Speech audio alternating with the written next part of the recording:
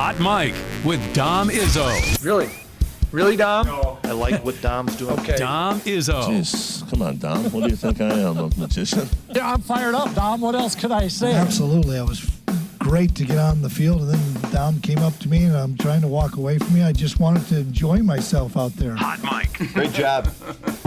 There's got to be some kind of intelligent question about something. Hot Mike. Hot Mike. On the networks of WDAY. You know, if it's not about sports, I find it very hard to concentrate. Here's Dom Izzo. Dom Izzo.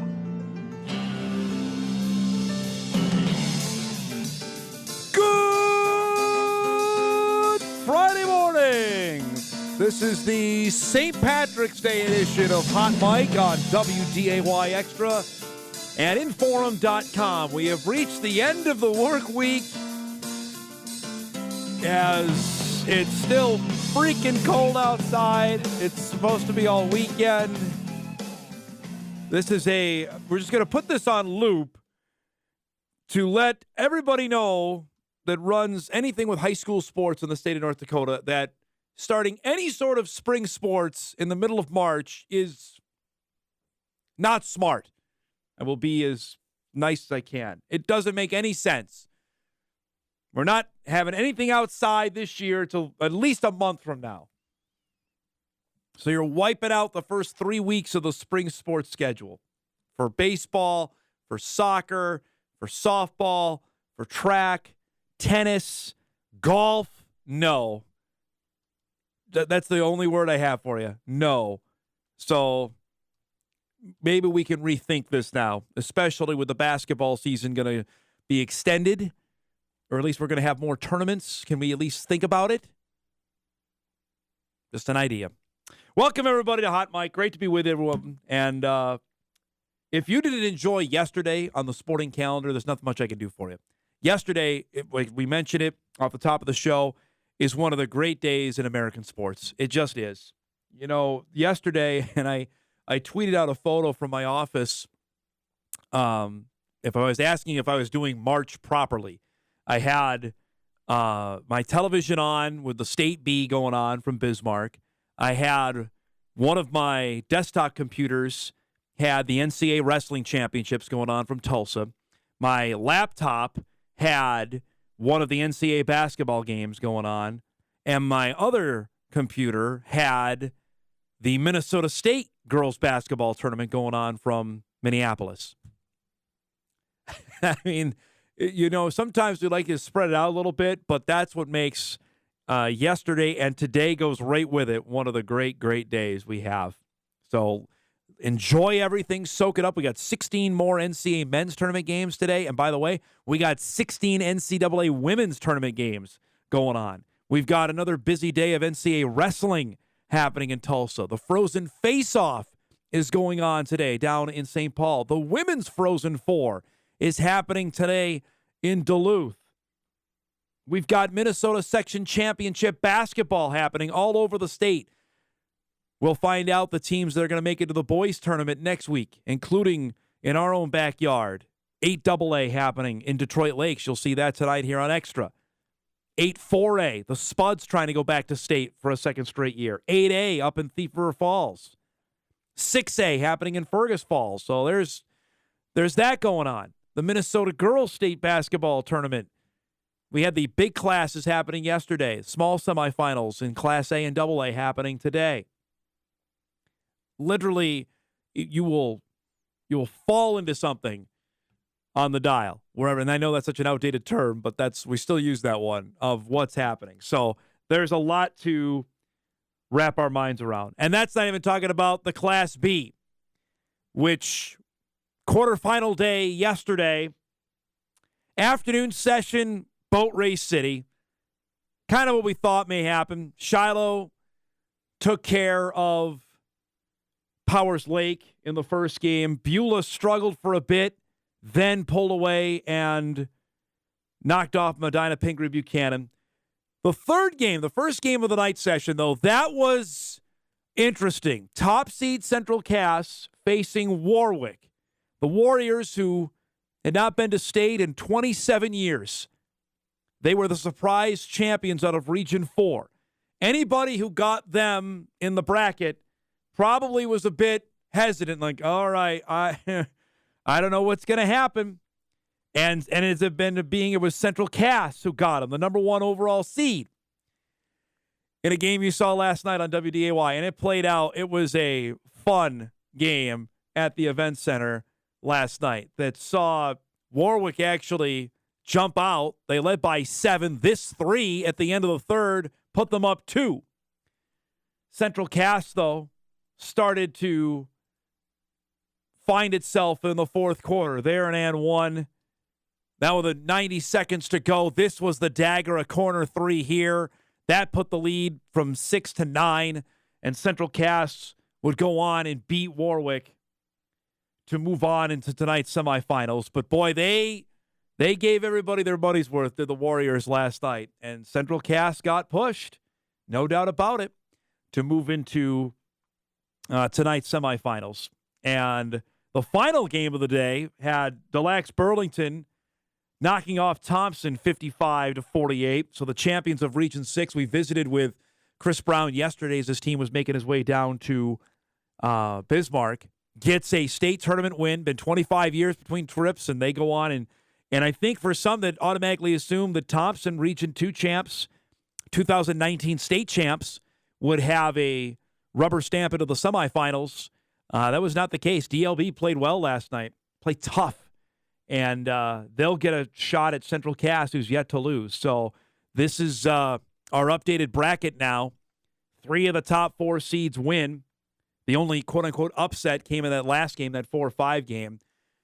As that will be our lineup tonight on WDAY, led off by Beulah and Shiloh, who have played at state now, I think, 3 of the last 6 years, I want to say, that they have met up at the state tournament. And Shiloh has got the better end of Beulah here. They played earlier this season. The Miners won that game. That'll be our leadoff at 6:30. And then the nightcap, Central Cass, number 1 seed against Delax Burlington, the 5 seed, at about 8:15 on WDAY. And I know the roads have been really bad because I think I had some people saying, well, the crowd a little bit light out in Bismarck. It's hard to get out there. I know our crew left early enough that hopefully it wasn't so bad for them to get there on Wednesday morning, afternoon, early evening. But for fans trying to traverse, heck, there's a no travel advisory still in that part of the state. So for those watching on TV, just take that into mind as well for what the weather is like. But I imagine as we get further into the weekend, especially if Beulah wins tonight, I mean, that'll be packed tomorrow night for the championship. And if Castleton is able to get through tonight, or even DLB, you're going to have a good crowd support. I'll pick on Shiloh here. It's a private school. They're not going to have – I know it's based in Bismarck, but they are not going to have a ton of fans, regardless if they win tonight and make it to tomorrow. That's just kind of how it's going to be there. So that's the Final Four left for the State B. We will see the consolation games today. You can stream those on Inforum.com, WDAY Sports Plus. They begin at 1 o'clock from the event center today. The first game with Powers Lake against Medina, Pingree Buchanan. And then about 2:45, you'll see Warwick face Thompson. That's the consolation games. You can stream those at Inforum.com. Okay, now to the NCAA basketball tournament. And I know plenty here were excited, interested, maybe is a better word, to see what the Oral Roberts men would do last night. Seeded 12th. Unbeaten in Summit League play, went a perfect 21-0. Second consecutive year a Summit League team had done that. And they got Duke, one of the hottest teams in the country. The Blue Devils, who raced their way through the ACC tournament. Some considered them to be underseeded. And interested about this matchup, facing Max Asmus, Connor Vanover, an Oral Roberts team that 2 years ago knocked off both Ohio State and Florida to get to the Sweet 16 as a 15 seed. Well, last night, didn't go that way.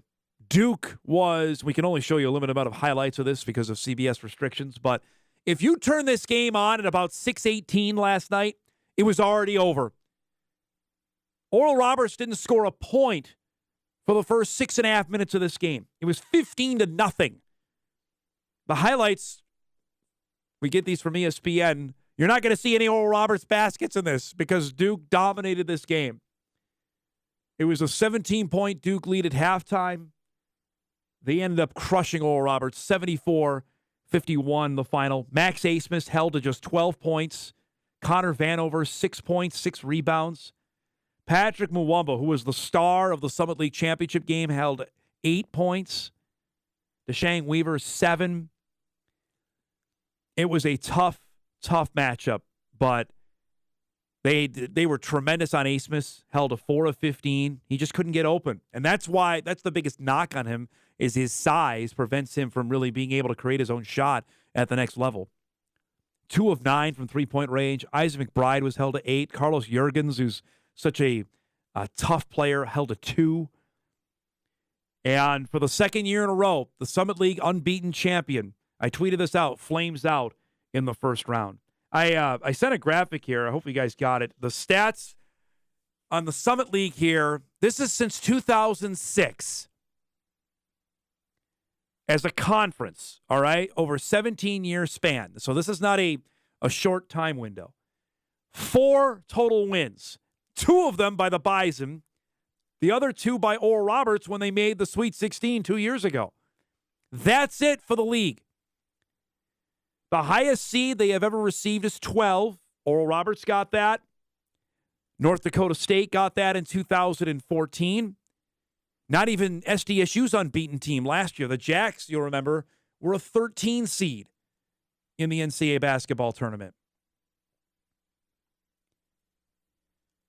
5 times they've been seeded the 16th overall seed, which again tells you what their RPI is, and now it's the net ranking. The lack of quad 1 wins, it hurts the league. There's no doubt. You look at the first round exit since then. Oral Roberts, which won 3 straight league titles from 06 to 08. Loss. The Bison made it in 2009. Of course, they scared the heck out of Kansas, but lost. Oakland, 2 years in a row, lost. The Jacks, 12 and 13, lost. The Bison got a win in 14, then lost to San Diego State in the round of 32. The Bison then scared the heck out of Gonzaga, but lost in 15. The Jackrabbits, the 3 years in a row they went, is a 12, a 16, and a 12. Lost to Maryland, lost to Gonzaga, lost to Ohio State. The Bison got in, you remember, in the play-in game. They beat North Carolina Central before they lost to Duke as a 16 seed. And then Oral Roberts, of course, as a 15, beat Ohio State and Florida, as we mentioned, lost to Arkansas in the Sweet 16. And then last year, with the Jacks, lost to Providence. I got an email I want to read real quick on this that I want to read you. And this is interesting. It says, last year was awesome. It's rare, yes, but you see it all the time with other mid-majors. We see it less often from the Summit. The team winning like Furman did or Princeton did yesterday. That being said, I'm a Bison fan for basketball. Just doesn't seem like the Summit League is where it needs to be. If you have less talent in a mid-major, you need to dig for something special to beat better teams. It's the only thing that will give the underdog the edge. And the Summit has not had that. There's no doubt. They just have not been able to get over the hump. That Oral Roberts team, and I know it all depends on matchups, and there was a bad one for the Golden Eagles, but what else can the league do when you have 2 dynamite teams like that and can't get out of the first round? I don't know what else the league can do. That's a tough deal. Something that I know we visited with when we were down in Sioux Falls. And, I mean, if the Bison had won that championship game, they were going to be a 16 seed. All right, so are we having the same conversation? Maybe. I think expectations were different when Oral Roberts comes in and wins 30 games overall. They go gangbusters through the league and then just have a total no-show last night. They didn't play well. Last thing before we wrap up our opening segment, we'll shift gears and go to Tulsa for the NCAA Wrestling Championships. We visited about this earlier in the week, talked about it briefly yesterday. West Fargo's Jared Franick is through to the quarterfinals for a 3rd straight year. Franick won his opening match pretty convincingly. He came back last night, This is in his second round match against Taylor Chumley from Northwestern. See the takedown there. He advances into the quarters. Still unbeaten with he wins one more match. He's guaranteed the podium. Kellen March this is amazing. He was down 4-1 and then rallied and pinned his guy to stay alive in the consolation round. He got that pin, and he is still going. The Bison have 4 still alive heading into today, with Franek in the winner's bracket, and then 3 in the consolation. March won his. Michael Caliendo won his opening match, then lost last night, so he is into the consolation round. And then Owen Pence won his first match by injury default, and then lost last night. So still 4 alive. DJ Parker and McGuire Midkiff had their runs ended with losses yesterday. You can't lose twice. You lose twice, you're done. And Franek will be back on the mat later this morning. That'll be televised on ESPNU. So a fun day there coming up in Tulsa at the NCAA Wrestling Championships. We got a packed show. Excited about today's program. Coming up in just a few minutes, Bill Curl will join us from Duluth, Minnesota. Bill's been on our show a few times. Britta's dad, of course, the standout, the captain of the University of Wisconsin women's hockey team. They will play Minnesota tonight in the second semifinal at the Frozen Face-Off in Duluth. We'll visit with Bill about what the last calendar year has been like. Been an emotional one for the Curl family. Britta was this close to playing for the United States women's hockey team at the Olympics last February. Contracted COVID on her way there. Had to be sent home. And now back, scored 19 goals for the Badgers as they try to win another national championship. At 9:35, Tom Niemann will join us from Midco Sports. Of course, the voice of the Jackrabbits. Tom is in Blacksburg, Virginia. The Jacks play tonight in the opening game of the NCAA tournament against USC. That's at 7 o'clock tonight. We'll visit with Tom about the Jacks who got seeded 9th and their potential path if they can do some damage. That's coming up at 9:35. At 10 o'clock, we'll head to St. Paul. Brad Schlossman will join us as UND plays tonight on St. Patrick's Day in St. Paul against St. Cloud State in the Frozen Face-Off after the Fighting Hawks' thrilling rally after they beat Omaha on Sunday with that barrage in the third period, a 3-goal third to advance on. They still know they got to win the tournament to make the NCAA tournament. The selection show is Sunday night. We'll visit with Brad about all sorts of stuff at 10 o'clock. And at 10:35, Ben Hemberger will join us, the head coach of the Boston boys basketball team. The Greyhounds play tonight in the 8A championship game at the Little Ralph in Thief River. They'll take on Sacred Heart. The Eagles won this section last year. Boston trying to get over the hump and make it to the state tournament. Ben will join us coming up at 10:35. So a packed show on this Friday. We're glad you're joining us. Let's rock and roll. Hot Mike is back after this on WDAY Extra at Inforum.com.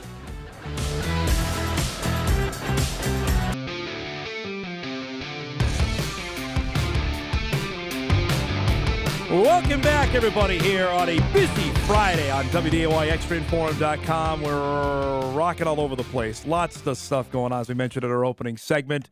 We'll check in on the UND hockey team as they'll play tonight against St. Cloud State in St. Paul in the Frozen Face-Off. We've got the South Dakota State women playing coming up tonight as well. We'll check in all that. The Bison women play tonight as they'll take on Oregon in the women's NIT late. So you got a lot going on. So you got to plan your day accordingly to make sure that you're fully covered what we got going on. Also going on today is the Women's Frozen Four happening in Duluth, Minnesota.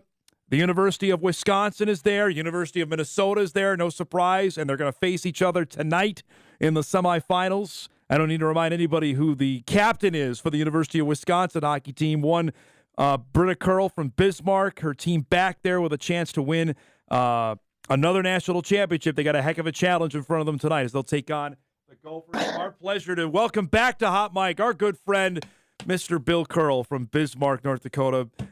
Britta's dad joins us here. I know this never gets old, but tell me emotions here on a game day, especially it's Minnesota. What's it like this morning? We're pretty excited, I guess. Yeah, we're looking forward to the game tonight. Tell me about this entire year, especially I was just marking this before you came on about the last 365 days of the roller coaster this has been, but to have this kind of season that she's had and now a chance to get back to the championship game. Yeah, she's had a pretty good year. You know, last year about this time she got, what was it last year at this time? I don't know when it was. She got the Olympic thing kind of came into play, you know, and she got COVID and wasn't able to go at the last minute. But yeah, she was really, really excited to get back to Wisconsin and get a chance to play with her teammates. And it's a really fun environment down there. They love it. I know I was watching Mark Johnson early in the season, Bill, when she was awarded and named the captain of the team, saying he thought this was going to happen one time. What was the emotion like, A, when she told you that, and for you guys to see her wear the C on her sweater? It's a pretty cool honor to be able to do that. You know, one of the best teams in the country, and I think it's just a testament to her character and how hard she's worked. So yeah, we were really proud of her. Tell me, you know, you've sat in so many big games. This one, like tonight with Minnesota, is there a certain thing you do? Like, do you actually sit? Do you get up? Do you pace? What's the of the protocol for you tonight? I like to stand if I can and watch, but yeah, I mean, it's just like any other game. It just there's more on the line, I guess. So, no, I try to stay pretty calm. I'm pretty calm right now. I'm not too worried. It's, you know, they just got to go out there and execute. It's going to be a good game. I got to ask, you know, you and I were chatting, heck, this, you know, almost a little over a calendar year ago about what you mentioned of the Olympic deal. Tell me for how Britta handled that. I was reading an article of her having to drive all the way back home after the positive test in L.A., what that experience was like and how you guys came even closer together as a family after that. Yeah, it was really hard. I mean, I think she handled it better than any of us. We were just so disappointed for her. She worked so hard, and to get that close and then just have that happen. I don't know. She's a good kid, and she's, you know, she handled it really well, better than I did. For you, what was it? What describe the range of emotions? I had to go from, it had to be elation to, was it devastation? Well, you know, she got cut in December from the team, and then, you know, that Brandon Decker got hurt, and then she got called up, and I think she had the same feeling. We all kind of had this feeling like we better not get too excited because you never know what could happen. Times were crazy back then, and stupid stuff like that was happening where people were catching COVID and they weren't able to go. So it was heartbreaking, I guess, to say it best. Now, I have people asking me, and I don't know if even you know the answer yet, about her using another year. It seems like she's been there forever, but she still has another year to play. Has she decided about that? Has she talked to you guys about what she wants to do whenever this season is done? She's definitely going to play next year. She might as well. So she's got another year just because of the COVID year. So, yep. Well, it's going to be fantastic to see her keep playing. What do you know, or at least what she's told you about what Team USA is, where things are at? We're still, I know, a couple years away from another Olympic deal, but where obviously she's on the radar. She's got to be still considered for another spot when that cycle comes back around again. Yeah, I don't know. I think in the next week or two, I know she's got to go to another tryout. They have a world tournament in, I think it's about a month from now. Okay. Up in the Toronto area. So she's going to try out for the national team again. So hopefully that goes well for her. You know, last year she tried out, she didn't make it. I think she felt like having that year not playing any games and not practicing every day like she was in college, I think that really hurt her tryout chances last year. And she said she didn't have a good tryout and she just wasn't sharp like she is now. You know, it makes a big difference when you're able to play every day and practice with the best players in the world. So you and I have had a chat a few times here about just what your family's been able to do to go all over this country, Canada. You know, you've just been all over. Tell me, do you ever like just sit down and pitch yourself, man, like we have had a chance to go a ton of places here? Yeah, it's kind of crazy. Driving up here last night to Duluth, going on these crappy roads. It took us a long time to get here, but it reminded me of the youth days when we used to travel all over to play youth hockey, and we did that every weekend. And, you know, it's the same thing, except it's just a lot higher stakes. You know, we've had a very fortunate time. We've been able to do a lot of cool things. It's been a few years, obviously, since you played high school hockey in Bismarck, but I have to imagine still the outpouring of support is still there. Tell me what it's like back home, especially on a day like today, what that reception is like. Yeah, it's crazy. You get text messages and you get good luck wishes, and I run into people at the mall and they're like, boy, good luck to Britta and some of her old coaches. It's pretty cool there's a lot of people that are pulling for you, so it's pretty cool. How has she handled that? That I know each time, I mean, she's a superstar when she goes home. How has that changed over the last few years, if anything at all? No, I don't think it's really changed. She's just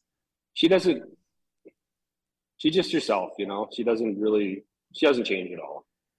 So it's Minnesota tonight. Is there trash talking in the stands here? I know how much the two teams don't like one another. What is that like, even for parents up there for the Badgers and the Gophers? No, I don't think there's any trash talking. We know most of the parents already anyway, so we've played them for so many years. I would say, I could tell you one thing. It's really, really fun to beat the Gophers. And when you do, it's a very good feeling, and you can kind of walk around in the stands after the game, and yeah, it's a good feeling. That's good stuff. For you and your wife, tell me what was maybe the most eye-opening part of just this whole journey. Was there something that you just never counted on that now is a thing? What comes to mind when I ask you that?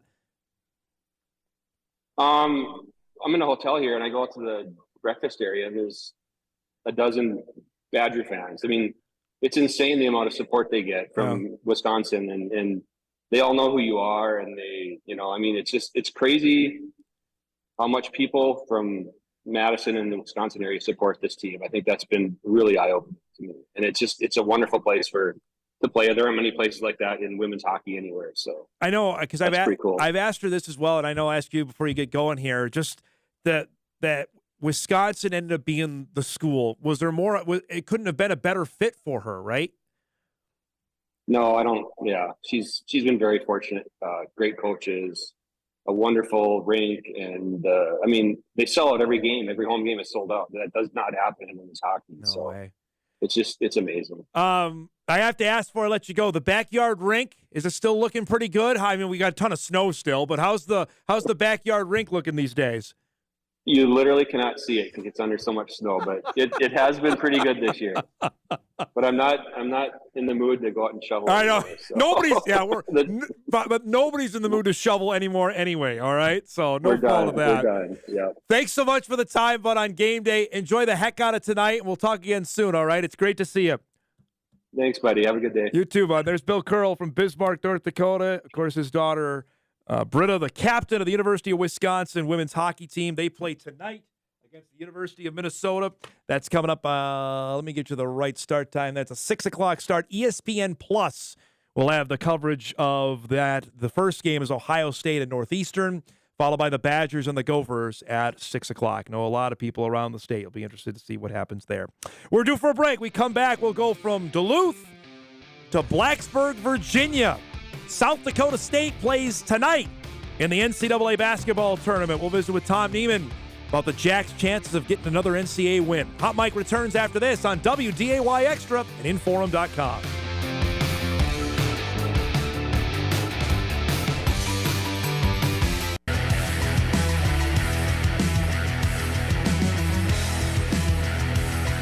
Well, that shot outside doesn't tell the story. I mean, it's beautiful out, but it's freaking freezing.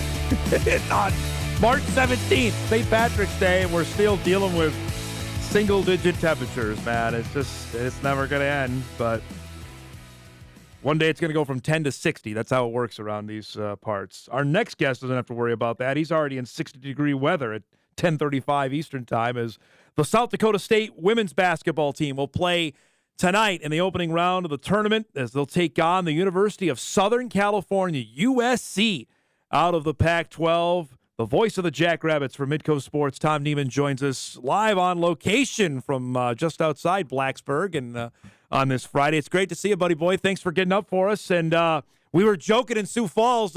You had your fingers crossed for Austin, Texas. So when you saw where the Jacks came up, what did you make of their draw? I was very disappointed, to tell you the truth. I was a little shocked that, first of all, that they got the 9 seed. That was higher than I think they were thinking about. And, you look at all those projections, and they have some cool places to go to if you make it. And Austin, Texas is one of them. But Blacksburg, Virginia is very cool. Nice little college town. It's not very big, but I'm staying about 20 miles away from there. There's kind of this Blacksburg, Radford, Roanoke, Christiansburg kind of conglomerate here. That's it's a nice little area. It's kind of very rural, but it's a nice place. I was looking at other spots here, man. I think you lucked out. It's all right. There's some other places I don't know if you wanted to go. Yeah. So. Yeah, you're right. Yeah, this worked out fine. It's just fine. It's kind of hard to get into. I had to fly into Charlotte, drive about 3 hours, but it's perfect. So let's go back to Sunday night, and I know you tweeted this out. When the initial reaction from AJ and the team, was it surprise, excited, a little bit of both about where they were seated? I think they were even a little. The players, I think, were surprised that they were not an 11 or 12, and that they got as high as they were. And I initially was disappointed, but you talk to the players and we'd kind of discussed where we might be, and this is higher than we thought. But AJ, of course, with his analytical mind, was sitting there watching all the other brackets, and he said, once all these other seeds started coming out, I kind of calculated that we were going to jump up a little bit and get that 9 spot. So, of course, he wasn't shocked, but I think it surprised the players a little bit. And the draw, you can say what you will. I mean, it's a Pac-12 team. They're going to be good. It's going to be a fight tonight, but. And you start looking ahead, South Coast State's at that level where they can win games in the tournament, and you start looking ahead and you get the number 1 seed out there. But we'll see what happens tonight. That's also indicative, as you well know, because you cover the games, of the schedule they played and who they beat this season. And then going unbeaten through the Summit League, the committee rewarded them for that. Yeah.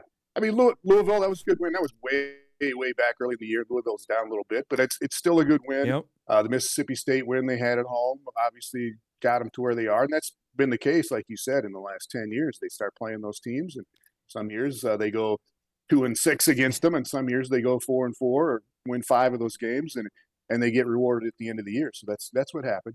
The Kansas State win also, and heck, the fact that they played South Carolina, I think I don't know if that helped them, but at least it got them, some eyes in front of the committee as well. Yeah. I don't know what the net ratings even look at anymore, and if they're your opponents and all that.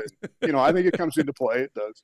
When you saw how things played out at the Summit League tournament, obviously with North Dakota State and UND losing, Tom, how much did that, I don't know if it changed things for the Jacks because they were the overwhelming favorite anyway, but with those 2 obstacles out of the way, how did that, in your mind, change how the women's tournament played out? I mean, it disappointed the fans a little bit. I think they wanted to see NDSU and UND, get back to where they have been in the past and be up there at that higher level. But for South Coast State, I don't think it really changed anything. They're wary of they can go out in the first round as easy as anybody else, and it's not easy to win that tournament. But that team is just locked in this year. They've got great seniors. They're so steady. They're so deep, and SDSU was just flat out better than everybody else in the Summit League this year, and I think they kind of took care of business in the tournament. I had this asked of me, and I don't know the answer, so I'll ask you. Is this an all-time South Dakota State team, or is this a good South Dakota State team in a down Summit League? What do you think? That's a good question because you can't really tell by how the Summit League season went. But right. I think it is one of the all-time teams. You go back to 2019 with Macy Miller and Maddie Giebert and that team that they had that went to the Sweet 16. I think this team is close to that. Maya Sellen was on that team as a sophomore. Yeah. She played really well in the tournament. I think they're close to that as one of the all-time, maybe top 3 teams. You go back to the 2009, I think, was one of the first tournament teams that made it and got a win. But I think they're up there in the top 3 all-time of the best teams. And they went and added, they obviously had Sellen and Burkhart were coming back and Haley Timmer, but Drew Gilton has just been really good. Describe how that came about, and obviously being a Rapid City girl, but her coming out of this team and what she's added for the Jacks.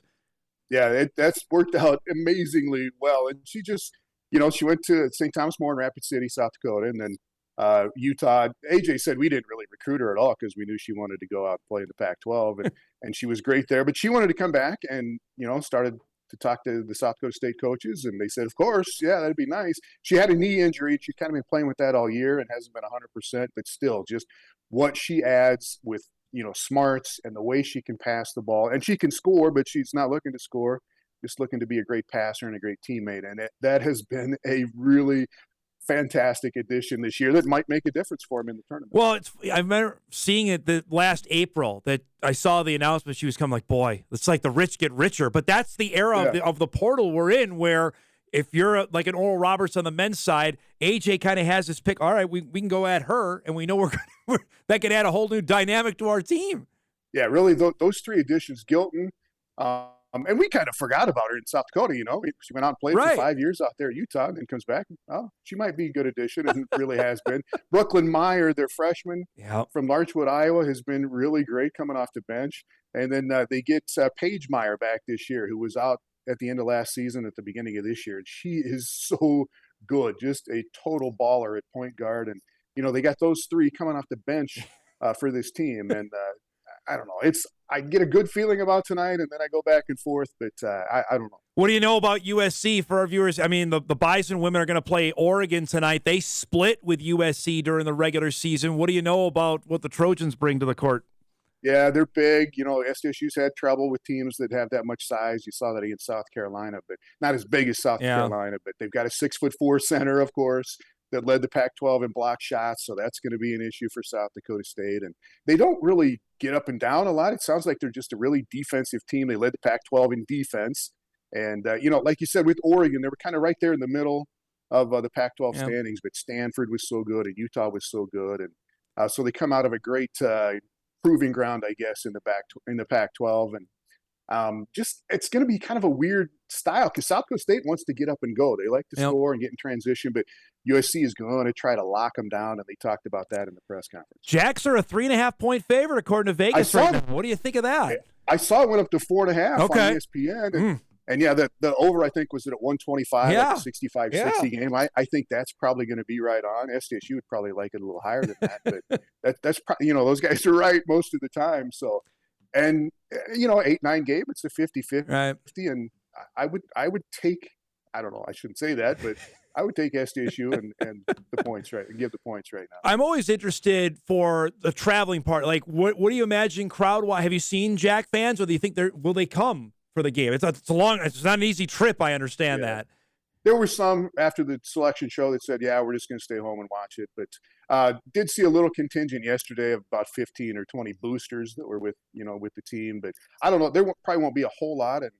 And the first game, of course, is Virginia Tech and Chattanooga. And Virginia Tech has it sold out in that 10,000-seat arena. So we'll see how many of those people stay around. But probably not a ton of Jacks fans, but enough to make a little noise at least. I know this was a story down in Sioux Falls, and I got an email to ask you about what AJ's situation is, obviously with the University of Minnesota being out there. I'm interested, just your interaction with him, being around him so long. If they were to come, it would be really hard for him to say no, correct? Yeah. I don't know if that's the case, really. If I think he loves Brookings. He's got his little kids are growing up there, just getting into school, really.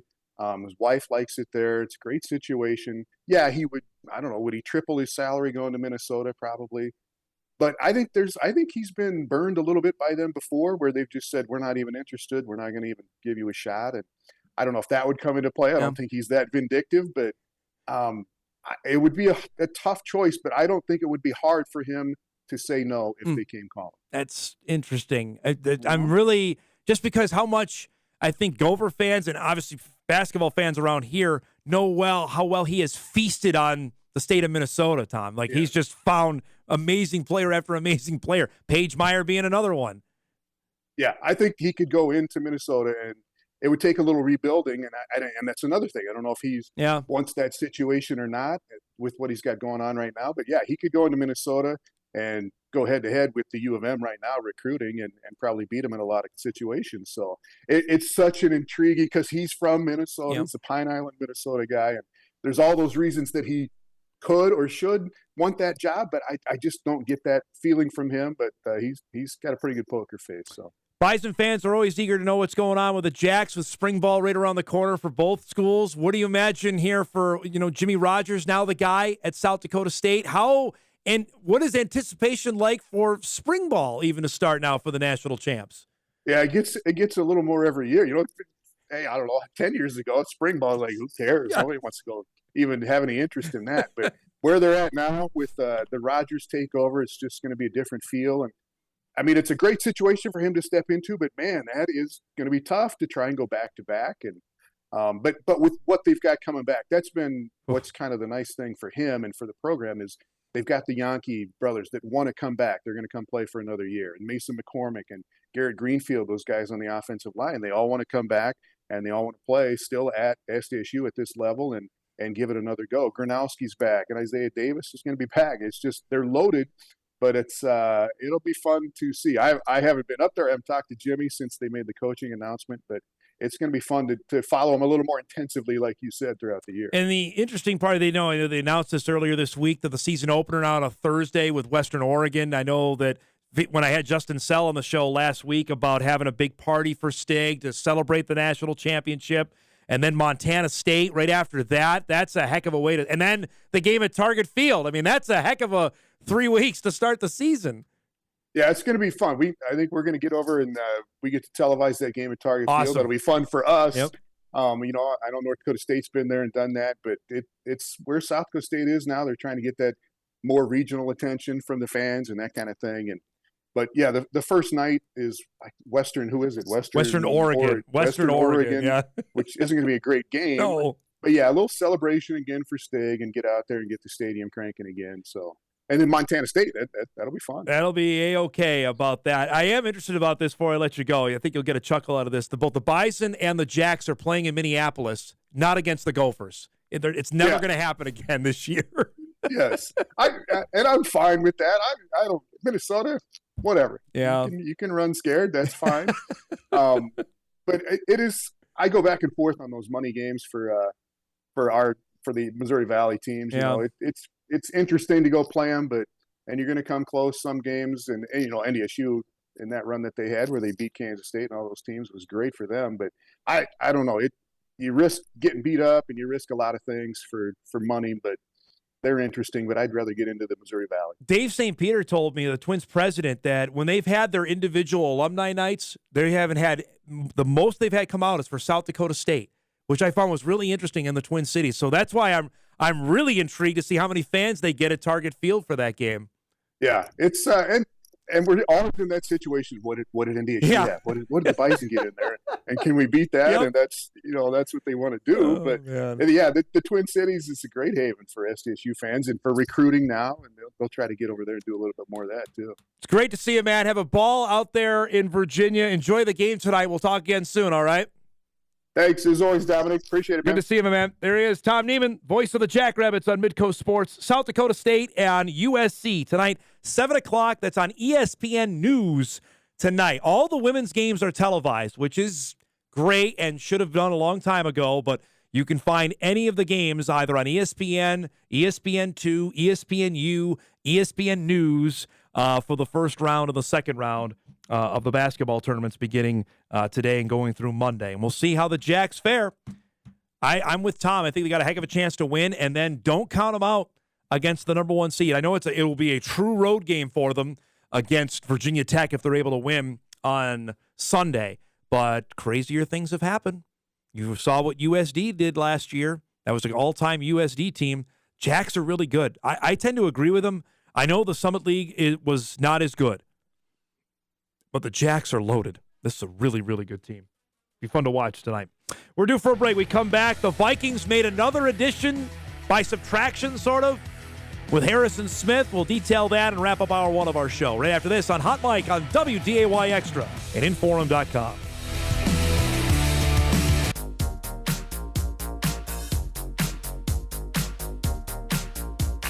All right, wrapping up our first hour, busy hour. Still got much more to come. Brad Schlossman will join us from St. Paul in just a few minutes as UND plays tonight in the Frozen Face-Off. The Vikings made again some moves yesterday. Harrison Smith restructured his deal, and he will be back for a 12th year with the Purple off a 4-interception season a year ago. Obviously, there was some chatter about maybe just outright cutting Harry the Hitman, but they restructured his deal, saved $6.7 million of cap space for 2023, reducing his base salary from $14.7 million to $8 million, and including up to $2 million in incentives. The team could still have work to do to fit Marcus Davenport's contract, which was reported to be worth $13 million under the salary cap. By the way, had the greatest celebration of the year last year with the bowling interception against the Commanders. Because the Vikings have not officially announced the Marcus Davenport signing because they're still working to get under the cap. We mentioned the signing of Alexander Mattison yesterday. Zadarius Smith and Dalvin Cook are still on the team, but today's a big day, potentially. Now, this again gets into the weeds of NFL contract stuff, so I'll try to make this as simple as possible. This is from the Star Tribune. Zadarius Smith, who posted what appeared to be a farewell to the Vikings on social media earlier this month and reportedly asked for his release, would have $5 million of his $9.45 million base salary guaranteed today. Cook would have $2 million of his $10 million base salary fully guaranteed, though the amount was already guaranteed against injury and could be coming to the running back anyway, given the fact he had shoulder surgery, last month. Cutting Zadarius Smith would save the Vikings $12.16 million in cap space for next year. If they can work out a trade, they would clear the same amount of cap space while receiving something in return for him. He had 10 sacks last year. Releasing Cook would save $6 million, while trading him would save the Vikings nearly $8 million. So that's why we're watching today. There's definitely more moves to come, especially with those two, because they need to get under the cap to get Davenport on the team. They had agreed to terms with Austin Schlossman, who, of course, was the backup to Bradbury last season after he got hurt. So there are still moves to be made for the Vikings to make sure they're under the cap. I think we're all in the boat of Zadarius Smith and Dalvin Cook probably being done in Minnesota.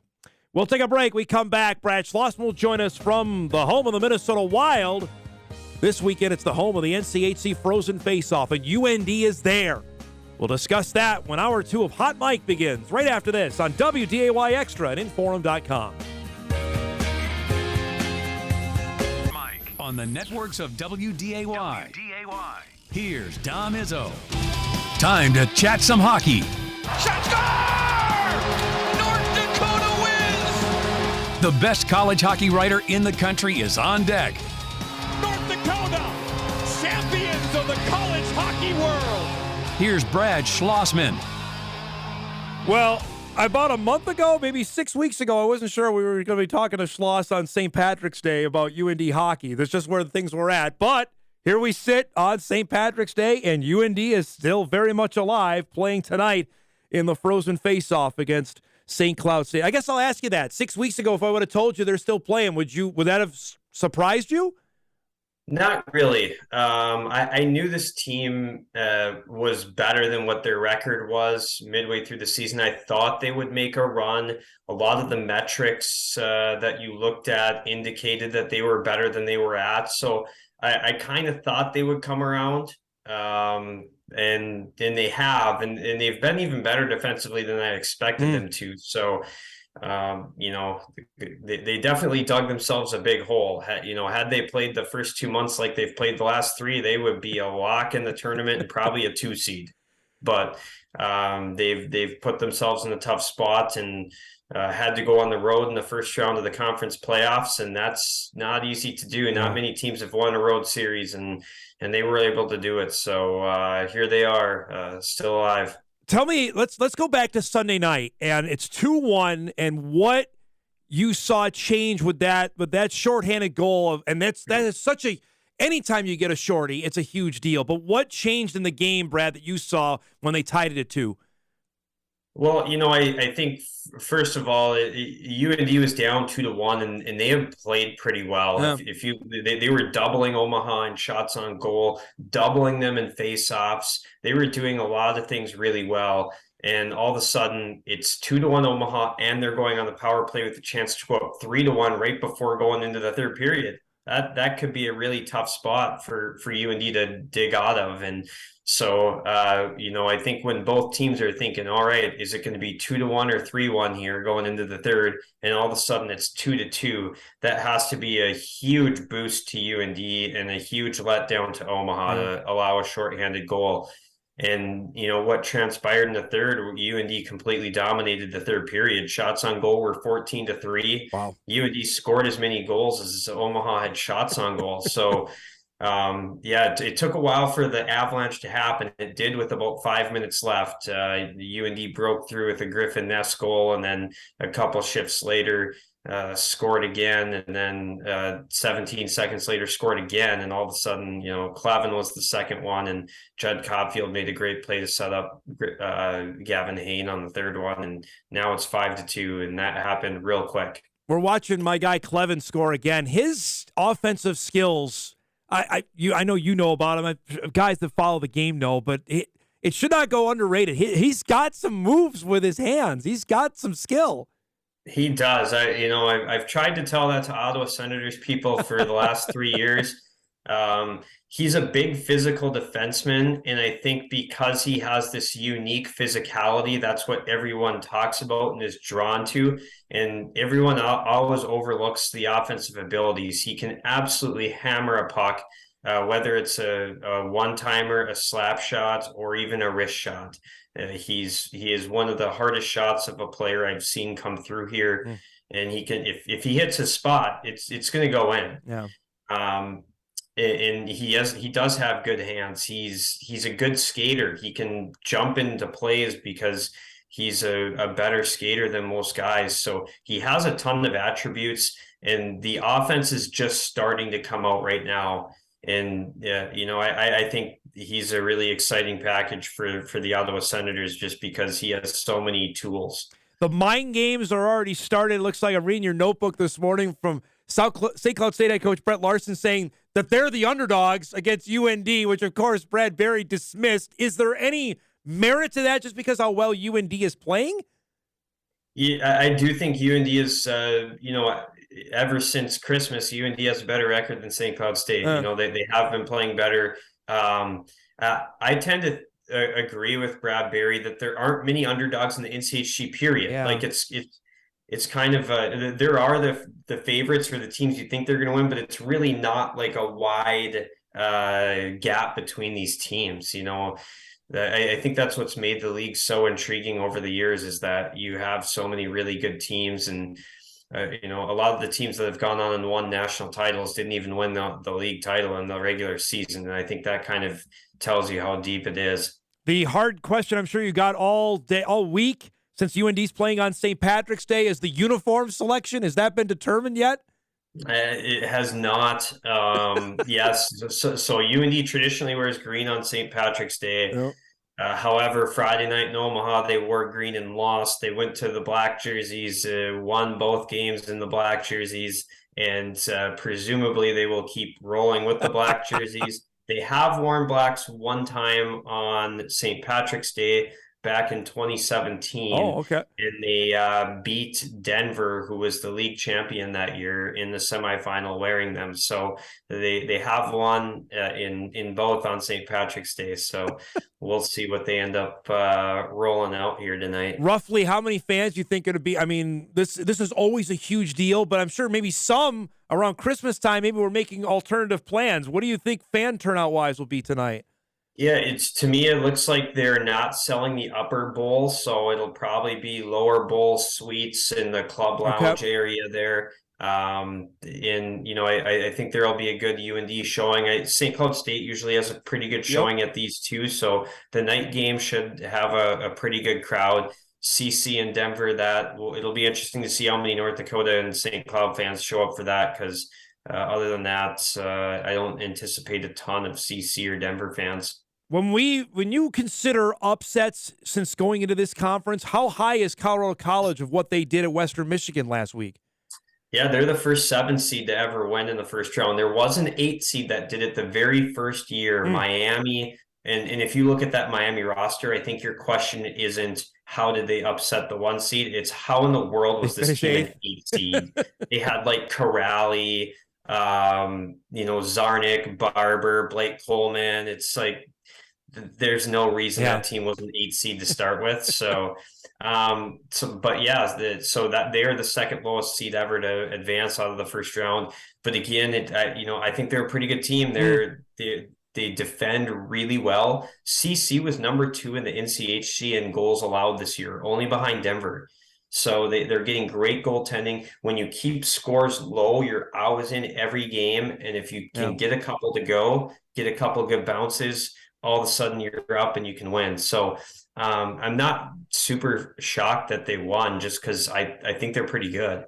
So they're advancing, and you've got a rivalry matchup in the semifinal. As we wake up this morning, UND is 18th in the pairwise. Has anything changed with the formula for them to make it? Could they win tonight, lose tomorrow, and still get in?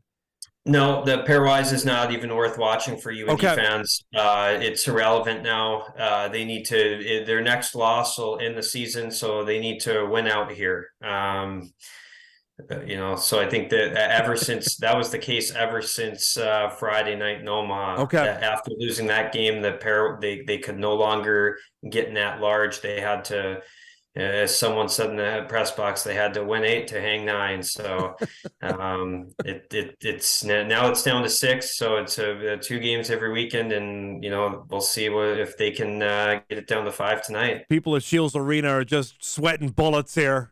They really are, aren't they? About what's going to happen, because obviously Fargo hosts next week. They'd love to have UND back, as they haven't been there since 2019. I think there's definitely some anxious people on the south side of Fargo. Yeah, it worked out. It hasn't worked out great for them. No. They were supposed to host the regional the pandemic year when UND was going to be the 1 seed, and that didn't happen. And so now they've waited for this one. Who is you look at on the bubble? Because I'm always interested about this. Are there teams that can play their way in this weekend, or is how it's set right now is likely what we're going to see for the bracket on Sunday night? There's still some juggling that could happen. I think one to watch is Merrimack. Alaska's sitting there hoping Merrimack loses their semifinal game, so Alaska can stay ahead of them. Minnesota State Mankato, if they lose that to Northern Michigan, they are not guaranteed to be in. They could be on the outside, so they've got to be looking at that as a qualifying game to the tournament, because there's still a bunch of things that can happen. There can be a bunch of upsets. UND winning this tournament would knock a team out. If Northern Michigan beats Minnesota State Mankato, that knocks a team out. And there are some other teams in Hockey East that could do the same, and Colgate and the ECAC could play spoiler as well. So there's still a number of things that can happen, and the Nanooks especially are huge fans of the favorites the next 2 days. It was pretty much a slam dunk for Jackson Blake to win Rookie of the Year, which he did last night for the conference. We were visiting off air, and I know you wrote about this. I was thinking of asking you that last time he was in this building, he had one of the most memorable goals you could have to score an overtime game winner to win the state championship. He's not alone, though. I know Mark Senden won a state championship. Gavin Hain was really good for Grand Rapids when they beat the Spuds. They got some guys that have had some experience and success in that building. Yeah, 4 guys on the team have won a state championship in there. So, Ethan Frisch might be the only one that wants to erase some memories from the X there. He lost to Gavin Hain in Grand Rapids. I think Hain had a hat trick in that final. So, a lot of guys have played there and had success there. UND went there last year and ended up losing to Western in the semifinal game. Of course, the game before, they lost Jake Sanderson for the year, and Tyler Clevin got suspended for his third major. So they were playing without Sanderson and Clevin that game, which is a huge loss. They're healthier today. We'll see what happens. I know it's such a quirky game, a weird game, but is Minnesota as much of a favorite as there has been in recent time to win this whole thing, or is it wide open in your mind? I think they're pretty big favorites, but just the landscape of college hockey these days, a big favorite isn't like 80%. A big favorite is, probably still under 50%. So there are some teams that certainly can knock them off. I had Quinnipiac as my number 1 team before the season started. And I don't think they've done anything this year that would make me change my pick. So next week when the brackets come out, that'll probably be my pick. I picked them before the season. I think they're a veteran team. They don't play the schedule that Minnesota does. So we'll see if that hurts them at all. But they're a pretty loaded team, and there are a lot of good. Denver's another really good team. They did it. They got it done last year. So it's going to be an interesting regional. Email comes in to ask Brad, if UND doesn't make it, does that mean Minnesota comes to Fargo? Can you answer that, or how that would work out? That's my guess right now. Okay. If UND makes it, they will be in Fargo, and I think it'll most likely send Minnesota out east. If UND does not make it, I'm assuming Minnesota will be there. The one thing that could throw things off, Minnesota right now is in position to be the 1 overall. Right. If Minnesota loses to Michigan and Quinnipiac wins ECAC, I think Quinnipiac can jump them. And in that case, it is conceivable that there could be Minnesota, North Dakota first round because Minnesota would no longer be the 1 overall and get protected. So that is a lot of things would have to happen. Yeah. Quinnipiac has to win, Minnesota has to lose, UND has to win. A huge domino of events that probably is unlikely to happen, but it is conceivable. Hey, come on now. What was it a few years ago where everything had to happen and UND needed to win to get in? I can't remember what year that was, that everything lined up and then they ended up making it on that final night. So crazy things have happened, right?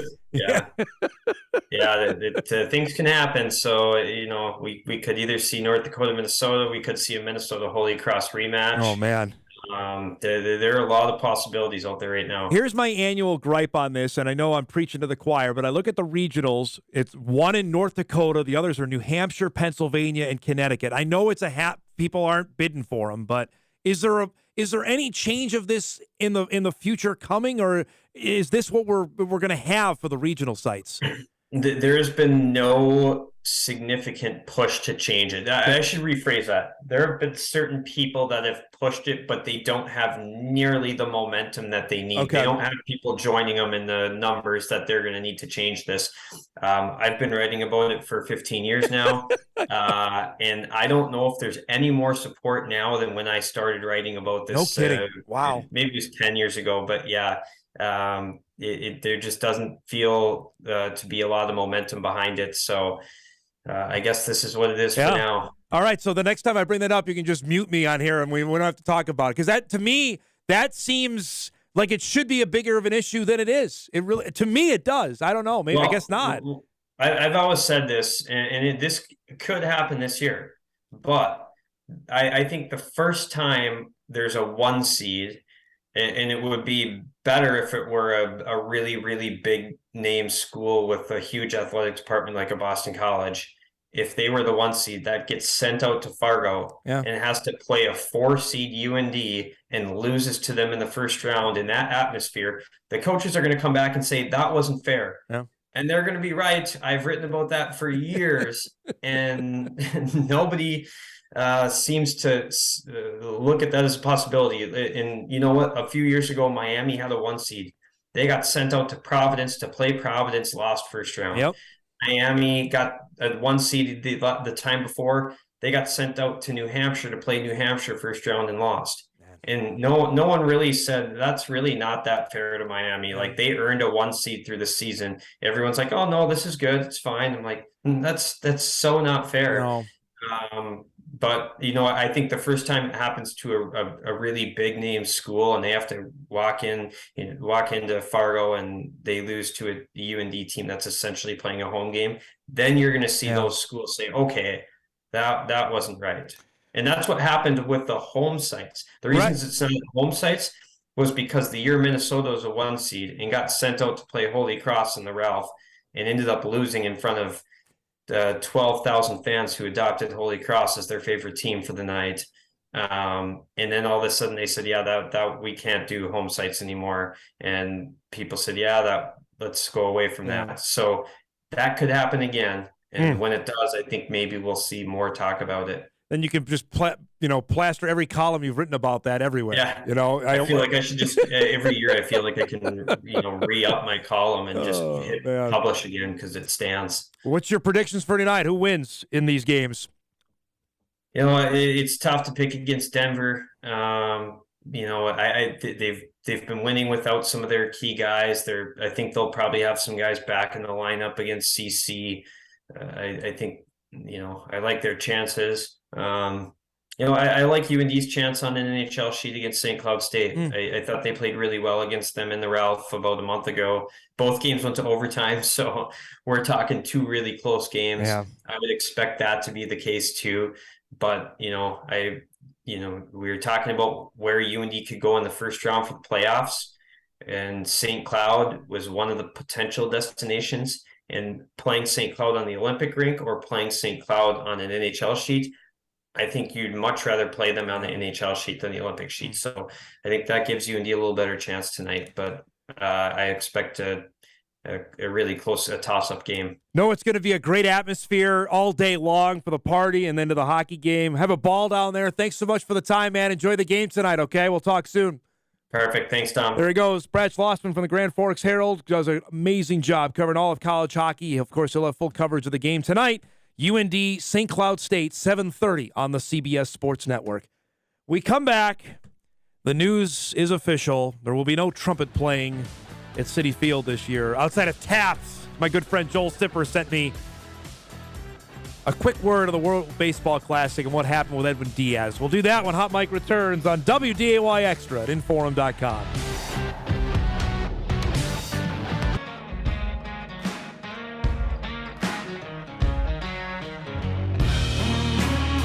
Welcome back, everybody. Hot Mike rolling on here on this Friday morning. Our thanks to Brad Schlossman for joining us from St. Paul.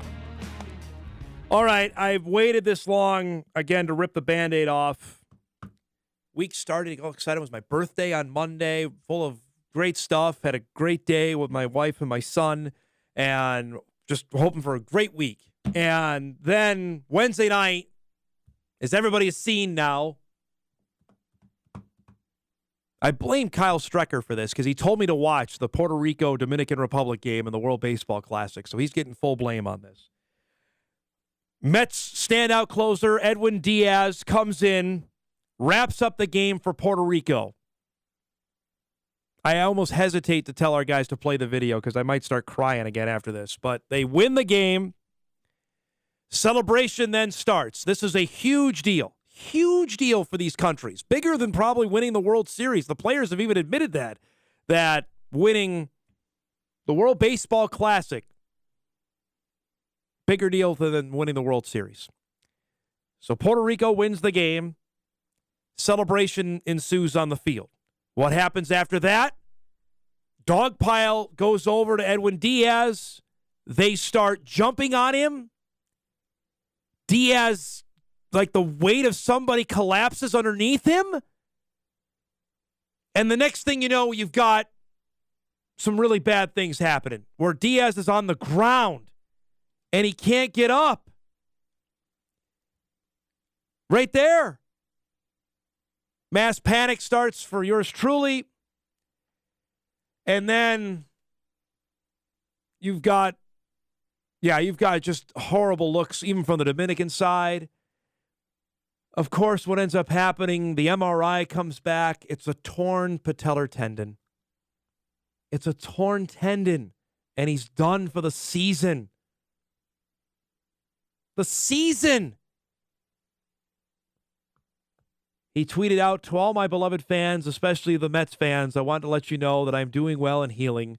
I feel blessed and grateful for your support with messages and prayers. Thank you very much.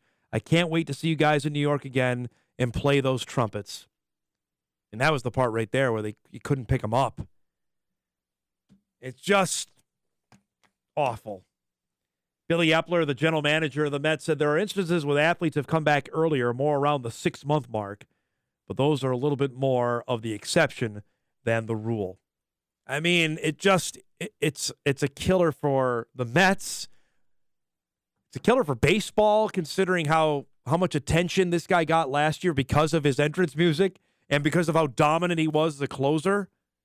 It's just there couldn't be a bigger gut punch than this. And he's done for the year. And the Mets' chances take a serious, serious blow without him being able to pitch. Heck, they had to help his brother off. He was so overcome with emotion after the game on Wednesday. And there will be plenty out there to decry that this is an awful tournament. Why would anybody play in it? Why would you let we've seen the same. How many times have we seen this happen? Paul George, you remember, a few years ago, in a scrimmage for the United States team, shattered his leg. You remember that? It was a scrimmage. It wasn't even a game for the United States men's basketball team. We've seen this happen in hockey, where John Tavares, the standout now for the Maple Leafs, I think he was playing for the Islanders, got hurt for the Canadian Olympic team, ended his season.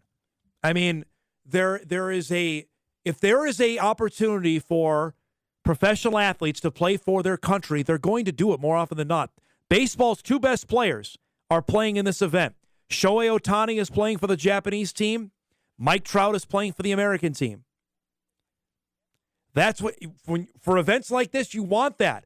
Baseball, which has been kicked out of the Olympics again, it's not on the Olympic program for 2024. That, and for some reason, they've added breakdancing, but we can't get baseball and softball in. Wants its footing back in the world space, and clearly it's popular. But injuries like this will cause everyone to have including the teams, and I don't blame the Mets or anybody else for having second thoughts like, wait a minute, are we going to sign off on having our best players go? Or maybe have some behind-the-scenes conversation. You know what? Maybe you sit this out. We need you for 162 games. We know you want to play, but we're paying you for the 162-game schedule. I've had other people say, well, why don't we play it in November? No one's going to do that in November. I understand that a lot of the Latin players will go in winter ball, but after you've played 8 months, you don't want to even play anymore. I don't know when the time to do this is. Maybe it's in January. I don't know. But injuries happen in competition. And as much as I hate it because it's affected my favorite baseball team, I saw the interview given before the game with all the Puerto Rican and Dominican players. And to a T, all of them said they wanted to win the World Baseball Classic more than the World Series. You can say, okay, well, they don't have any loyalty to their team, whatever. They have loyalty to their country. That's what it is. There's a reason why the World Championships in hockey are more important than the Stanley Cup playoffs, or the Olympics are bigger than the Stanley Cup. Might be the biggest thing here. It's not the biggest thing to some players. And unfortunately, for Mets fans and for baseball fans, they don't get to see this guy pitch this year because he is phenomenal. Tough deal. Let's take a break. We come back. It's a big night for section basketball in the state of Minnesota, including in Boston, where the Greyhounds will try to get back to state in the 8A championship game. We'll preview that as Hot Mike rolls on this Friday. We're back after this on WDAY Extra at Inforum.com.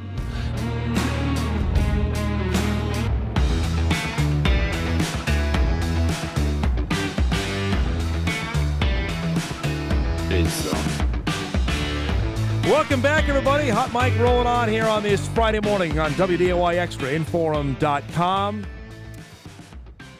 I appreciate the sympathy messages here. I know nobody has it for the Mets. I got it already saying, hey, you got Aaron Rodgers. What else do you? I said this yesterday. As a Met and a Jet fan, you can't have two good things at once.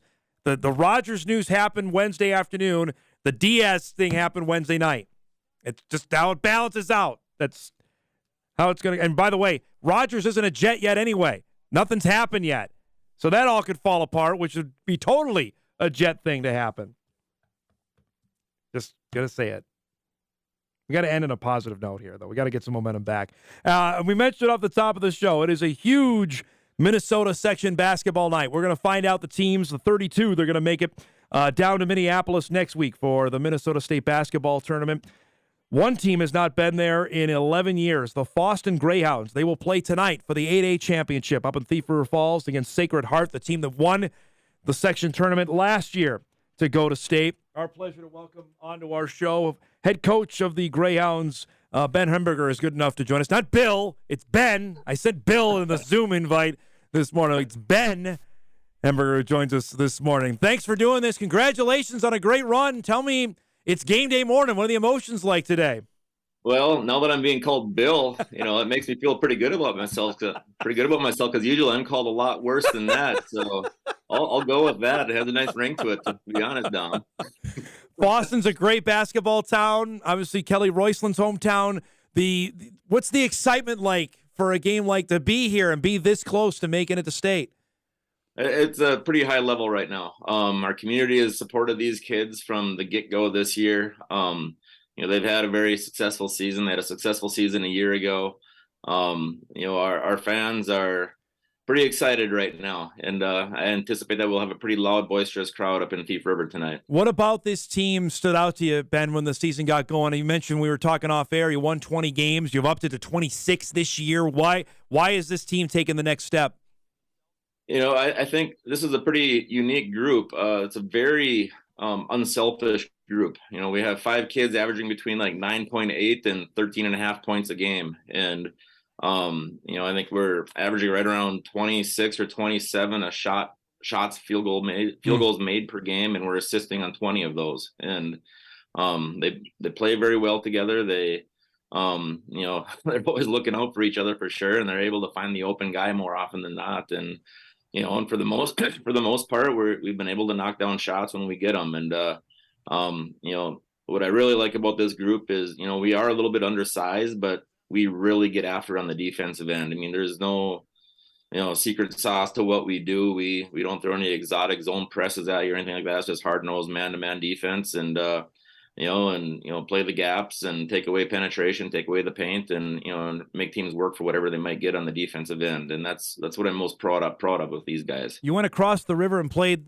that Thompson team we saw last night that played out of the State B. What was that experience like to play a really good Class B North Dakota team? Well, actually, that was Sacred Heart that played them. Oh, okay. So, my bad. Yeah, so we did not, but I'm sure it was a good experience for him. I'm looking at the wrong team. My apologies on that. No problem. When you look at how this team has played out this season, to have this kind of run, especially to build momentum into the postseason, when did you feel like, all right, we're playing our best ball, or has that happened yet? Well, to be honest, Dom, the other night against Fertile Beltrami, we played about as good as we could, especially offensively. I mean, I'm not making this up, but we shot 80.6% from the field in that game. And I think we missed 2 shots in the first half. And, and everything was just clicking that night offensively.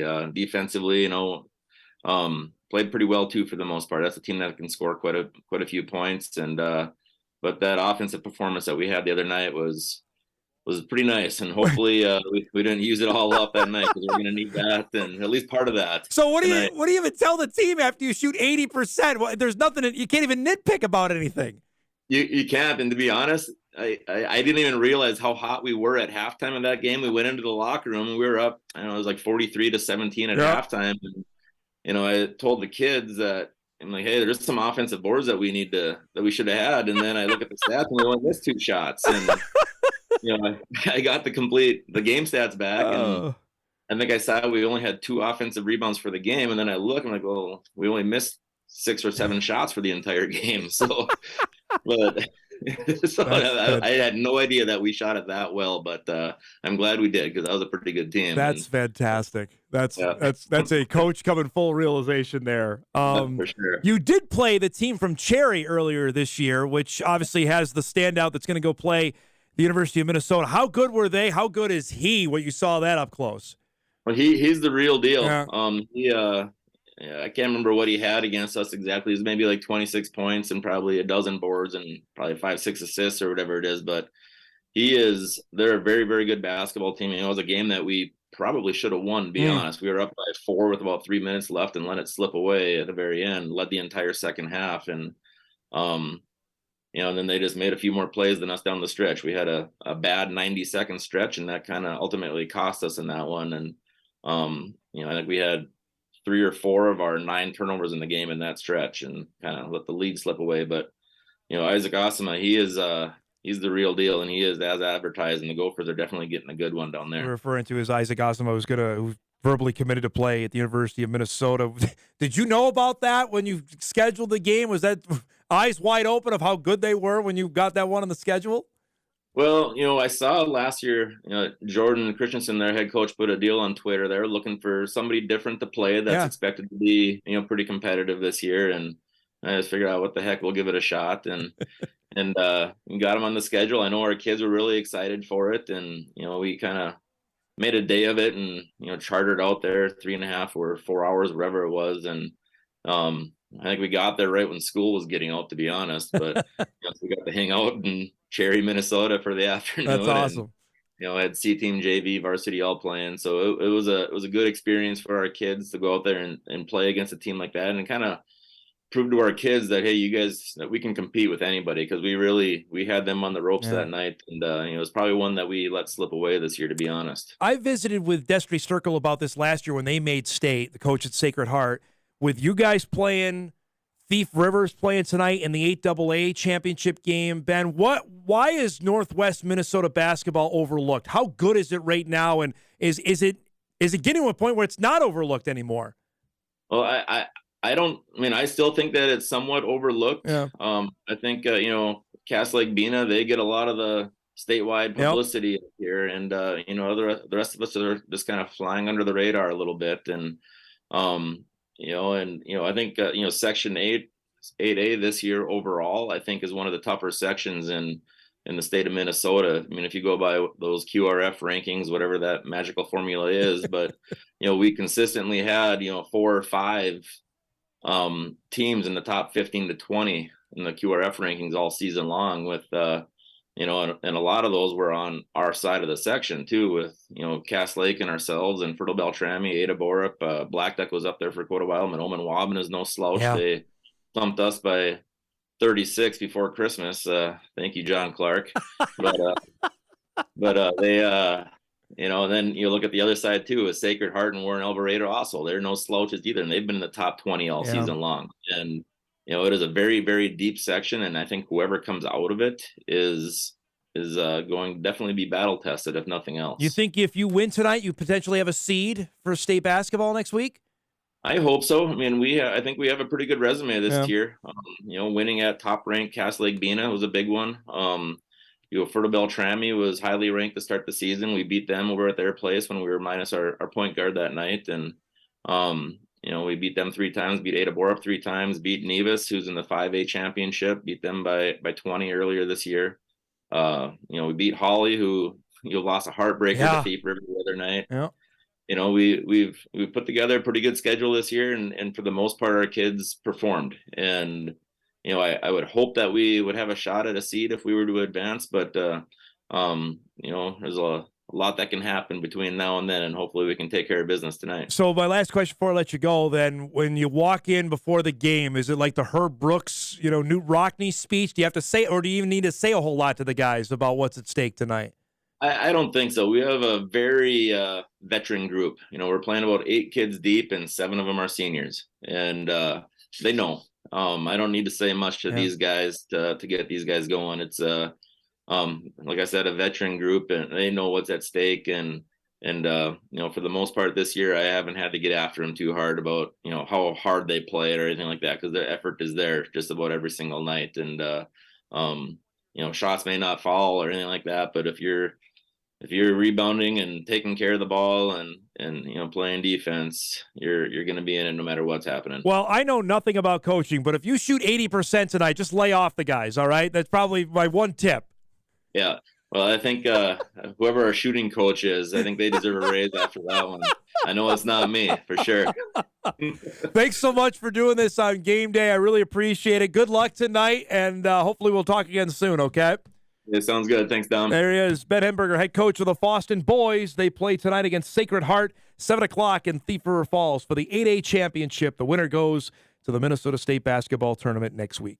We will take our final break. We'll come back. We'll wrap up the show, get you ready for a great sports night, anticipating a huge weekend. We'll do that when Hot Mike says so long right after this on WDAY Extra at Inforum.com.